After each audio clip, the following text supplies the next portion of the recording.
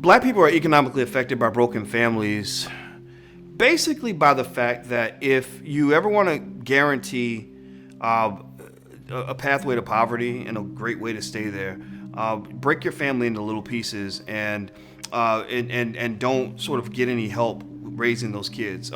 In fact, there's a study that shows that it takes about $250,000 to raise a child from the age of 0 to the age of 18. So that means that if you have 4 kids out of wedlock, you are $1 million in debt. Now, on the women's side, the studies show that the median net worth of a single black woman in America is about $5. For white women, I think it's about $44,000 or something like that. And so these mothers that in many cases have possession of the children end up stuck, right? You're working 13 hours a day, so it's very difficult for you to be a good provider by yourself and or to be a good parent because you don't have time to spend with a child like you would like. I have a cousin, Senegalese. We're the same age. I got married a little earlier than he did. When he wasn't married, I looked at him and I said, "Hey, why aren't you married?" And he said this.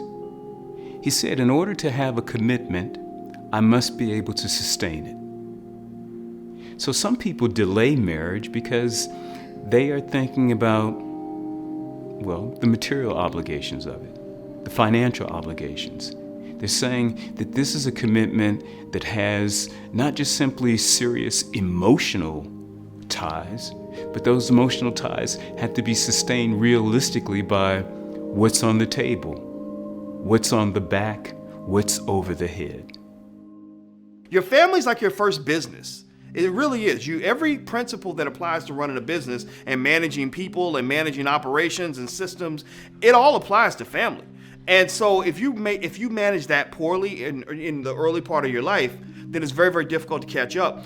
The other piece on that is if you do get married, and a lot of people get married, they don't stay married very long because we think more about getting married than we think about staying married. And so what people should understand is that when married couples get a divorce, the wealth level of both the husband and the wife drops by about 70%.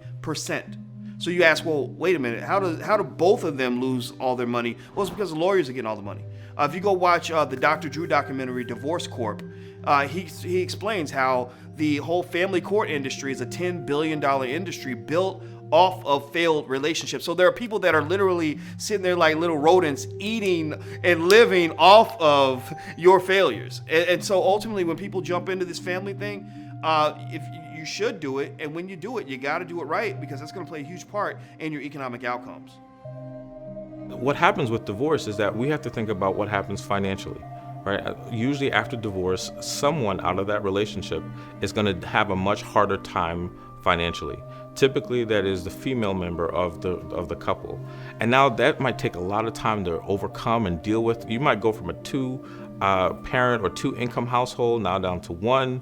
So economically, sometimes that impacts the household, that impacts the person who might need another job, but even the children can now I've seen this in particular, where the children will try to get what they want from both parents, right? And so I've seen parents struggle because they don't feel like they have enough money to then make their children happy, while the other parent is doing everything. They're taking them on vacations, they're helping